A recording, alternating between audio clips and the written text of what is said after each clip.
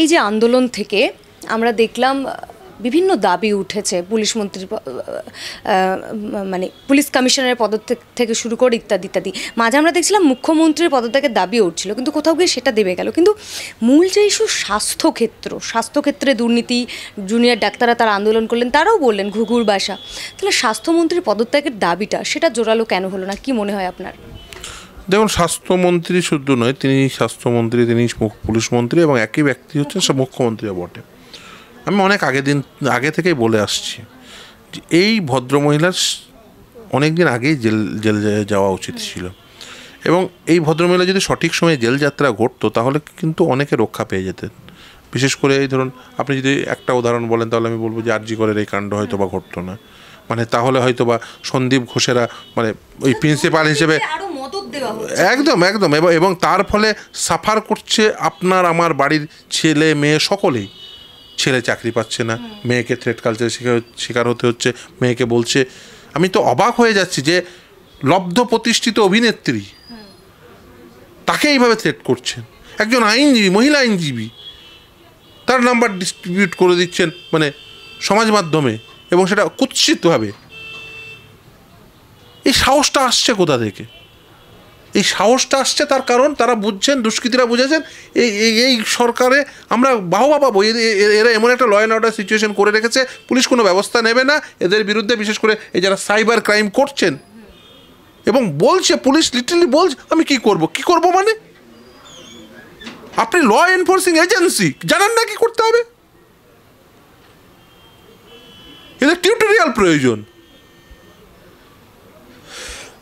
আপনি যদি না জানেন যে কি করতে হবে, পদে থাকেন না।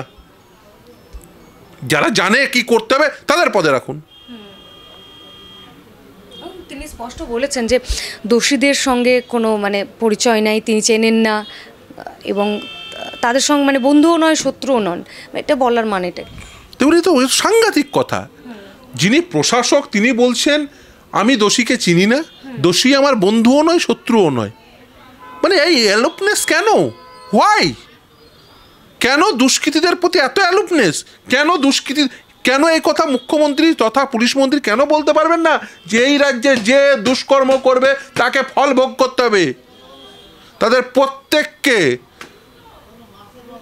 তাদের কিন্তু প্রত্যেককে এই সঠিকভাবে তদন্ত করে তাদের প্রত্যেককে আইনি প্রক্রিয়ার মধ্য দিয়ে তাদের প্রত্যেককে শাস্তি পাওয়ার বিধান দেব।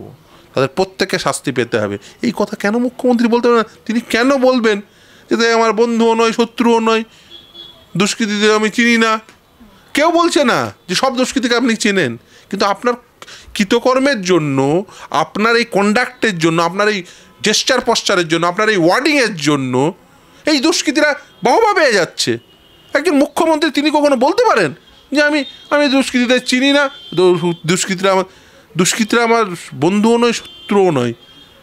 রেহাদার আপনার বলা উচিত ছিল এই দুষ্কৃতীরা শোনো, এই রাজ্যে মেনে রাখো যে আমি এমন একটি ল অ্যান্ড অর্ডার সিচুয়েশন, এমন একটি আইন শৃঙ্খলা পরিস্থিতি তৈরি করে রাখবো একজন দুষ্কৃতী ছাড় পাবে না। এই কথা কেন মুখ্যমন্ত্রী বলতে পারছেন না? কারণ তিনি দুষ্কৃতী নির্ভর রাজনীতি করেন। কারণ তিনি প্রশাসনিক সভা থেকে বলেন তুই বাস স্ট্যান্ড নিয়ে কী করবি, তুই তো বোম বাঁধিস। তাকেই আবার বিধানসভায় টিকিট দিয়ে তাকে বিধানসভার নিয়ে আসার বন্দোবস্ত করেন। কি বার্তা যায় সমাজে? যে বোম বাঁধতে পারলে সেই দুষ্কৃতী মুখ্যমন্ত্রীর সুনজরে পড়বেন এবং তার বিধায়ক হওয়ার সম্ভাবনা তৈরি হবে। যে থ্রেট করছিল ওই রেপ করবো বলে, সে বলবে ভালো বোম বাঁধি, ওর সঙ্গে আমি রেপও করতে পারবো প্লাস বিধায়কও হব। এই ধরনের পরিস্থিতি তৈরি করে রেখেছেন। ধর্ষণের ঘটনায় দ্রুত বিচারের দাবি প্রথমে রাজ্য সরকার করছিল, মুখ্যমন্ত্রী তিনিও সঙ্গে বলছিলেন। বিল পাস হলো তার জন্য, অপরাজিতা বিল পাস মানে পেশ হয়েছে, এখনও পাস হয়নি। তো এখন আবার সেটাই সুপ্রিম কোর্টে আবেদন করা হচ্ছে যাতে একটু পিছিয়ে সেই শুনানিটা হয় সুপ্রিম কোর্টে। দেখুন, কারোর ব্যক্তিগত কোনো আইনজীবীর পার্সোনাল ডিফিকাল্টিজের জন্য কিছু পিছিয়ে গেলে আমার সেই নিয়ে খুব একটা বলার কিছু নেই, কিন্তু এই মামলার যে সেন্সিটিভিটি সেটাকেও মানে টাচ করে নিশ্চিতভাবে পদক্ষেপ করবেন বলে আশা করি। দ্বিতীয় আরেকটি কথা অন্য দিক দিয়ে গুরুত্বপূর্ণ, এবং আমি সেটা আপনার ক্যামেরার সামনে অন্য মাধ্যমেও আমি বলেছি, সেটা হচ্ছে দেখুন তদন্ত প্রক্রিয়া সেটি কিন্তু ওই শুনানি নির্ভর নয়, তদন্ত করবে তদন্তকারী সংস্থা। আদালত যেটা সুপ্রিম কোর্ট যেটা করছে সেটা হচ্ছে এই শুনানির কোর্ট মনিটর করছেন। এই শুনানি হচ্ছে মূলত এই তদন্তের মনিটরিং করার জন্য। দেখুন, এই যে কে দোষী ব্যক্তি কে নির্দোষ এটা সাব্যস্ত কিন্তু ডাইরেক্ট সুপ্রিম কোর্টে হচ্ছে না বা হবে না। ট্রায়াল কোর্টই এই ট্রায়ালটা সম্পূর্ণ করে দোষী বা নির্দোষ ডিক্লেয়ার করবেন এবং উপযুক্ত শাস্তির বিধান দেবেন। সুপ্রিম কোর্টের এই অনেকেই ভেবে ফেলছেন যে সুপ্রিম কোর্ট অ্যাজ ইফ মামলা নিয়েই পরের দিন ডিক্লেয়ার করে দেবেন, না, বিষয়টি সেরকম নয়। নিশ্চিতভাবে সুপ্রিম কোর্ট বা হাইকোর্ট যে সমস্ত তদন্তের মনিটর করেন তারা তদন্তকারী সংস্থার কাছ থেকে টাইম টু টাইম রিপোর্ট নিয়ে তদন্ত প্রক্রিয়া সঠিক হচ্ছে নাকি বেঠিক হচ্ছে নাকি অন্য কোনো ডাইরেকশন প্রয়োজন সেই ক্ষেত্রে উপযুক্ত ডাইরেকশন দেন। এটা হচ্ছে যে কোর্ট, বিশেষ করে সাংবিধানিক আদালত যদি তদন্ত প্রক্রিয়া মনিটর করে সেটা সাংবিধানিক আদালত করে থাকেন। কিন্তু আপনি যদি ভেবে থাকেন এর সরলীকৃত রূপ যে সাংবিধানিক আদালত দোষী বা নির্দোষ ডিক্লেয়ার করে দেবেন, তাহলে ভুল ভাবছেন। দ্বিতীয় হচ্ছে এই যে ধরুন তদন্তকারী সংস্থা, তদন্ত, বিচার, এই পুরোটি একটি কিন্তু একটা প্রক্রিয়া। বিচার মানে হচ্ছে এটা কমপ্লিট টার্ম, সেই টার্মের মধ্যে তদন্ত রয়েছে, সেখানে তদন্তকারী সংস্থার ভূমিকা রয়েছে, প্রশাসন রয়েছে, প্রশাসনিক পদক্ষেপ রয়েছে এবং এই তদন্তের মধ্যে অনেকগুলো পার্ট ইনক্লুড, সেটা বুঝেছেন। এক্সপার্টের রোল, গভর্নমেন্ট বিভিন্ন এজেন্সির রোল, সেগুলো সমস্ত কিছুই বুঝেছেন। ফলে সেখান থেকেই আপনাদের একটা ধারণা স্পষ্ট করে নেওয়া উচিত যে আপনারও দায়িত্ববোধ রয়েছে। আপনি জনগণ, আপনি যদি ভেবে থাকেন যে আমি একজন যারা দুষ্কর্মকে প্রমোট করে, যারা দুষ্কৃতীদের প্রমোট করে সেরকম একগুচ্ছ মানুষকে আমি ভোট দিয়ে ইলেক্ট করব আর আমি একেবারে ইজিলি বিচার পেয়ে যাব, তাহলে কিন্তু আমি বলবো সেটা সঠিক ভাবনা নয়।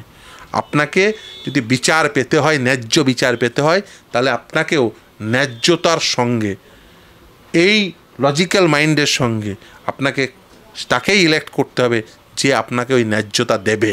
আপনি ভাবছেন, আপনি ইলেক্ট করছেন, যাকে দেখছেন ক্যামেরার সামনে টাকা নিতে, তাকেই পরের বার ভোট দিয়ে নির্বাচিত করছেন, আর ভাবছেন যে আমি এর কাছ থেকে মোরালিটি এক্সপেক্ট করবো, এর কাছে মূল্যবোধ এক্সপেক্ট করবো। করছে তো একটা সংস্থা, মানে তারা তো ইন্ডিভিজুয়াল হওয়া উচিত, একটা ইন্ডিপেন্ডেন্ট এজেন্সি। কিন্তু আমাদের দেশে দেখুন, আমি যদি বলি যে আমাদের দেশে যত তদন্ত প্রক্রিয়া চলে সমস্ত তদন্ত প্রক্রিয়া কোনো প্রকার কোনো প্রভাব থাকে না, আমি মিথ্যা কথা বলবো। আমি এটা বলতে একেবারেই পারবো না, এটা অপারগ আমি নিশ্চিতভাবেই। সেই জন্যই যে কোর্ট মনিটর তদন্তের প্রতি মানুষ কেন আস্থাশীল, তার কারণ মানুষ আস্থা প্রকাশ করেন এই কারণেই যাতে কেউ কোনো রাজনৈতিক ক্ষমতায়ন বা রাজনৈতিক নেতা নেত্রী বা রাজনৈতিক দল বা অন্য কোনো প্রেশার গ্রুপ তারা যাতে কোনোভাবে প্রভাব বিস্তার না করতে পারে এই তদন্ত প্রক্রিয়ায়। সেই জন্য কোর্ট মনিটর তদন্ত হলে মানুষ একটু কনফিডেন্স পান, ভরসা পান। ফলে সেই ভরসার জায়গা থেকে কোর্ট মনিটর তদন্ত একটা সলিউশন বলতে পারে। কিন্তু সেটাই প্যানাসিয়া, মানে সেটাই সমস্ত কিছু ঠিক করে দেবেন, তাহলে এটা কখনোই হতে পারে না। মানে সুপ্রিম কোর্টের এই গণতান্ত্রিক ব্যবস্থায় সুপ্রিম কোর্টের 3 জন বিচারপতি যদি সব করে দিতে পারতেন তাহলে এই ব্যবস্থাটির প্রয়োজন হতো না।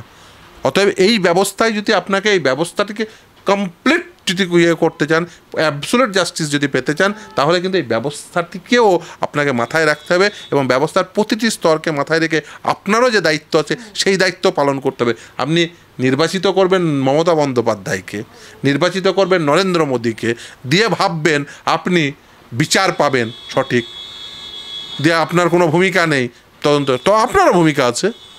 আপনাকে নির্বাচিত করতে হবে সেই মানুষকে, সেই দলকে যারা এই দুষ্কৃতীদের প্রমোট করে না। ভোটের আগে বলছে, প্রশাসনিক সভা থেকে বলছে তুই বাস স্ট্যান্ড নিয়ে কী করি, তুই বোম বাঁধিস, তাকে এমএলএর টিকিট দিল, আপনি ভোট দিয়ে এলেন, সে এমএলএ কী করবে? সে যা করার তাই করবে, তার পেটে মারলে পড়াশোনার পা বেরোবে না। তাই হয়েছে এই যে অপরাজিতা বিল, যাকে I wash, simple I wash. আমি তো অবাক হয়ে গেলাম যে তারপরেও কেউ কিছু সেটা নিয়ে ডিসকাশনই হলো না। এই যদি আইনসভার ভূমিকা দেখেন, মানুষ তো সত্যি প্রশ্ন জাগবে মানুষের মনে। এই প্রশ্ন জায়গাটা তো অস্বাভাবিক নয়। কিন্তু দুর্ভাগ্য হলো আইনসভার সদস্য করে কাদের পাঠাচ্ছেন? ওই যে পেটে মারলে পড়াশোনার পা বেরোবে না।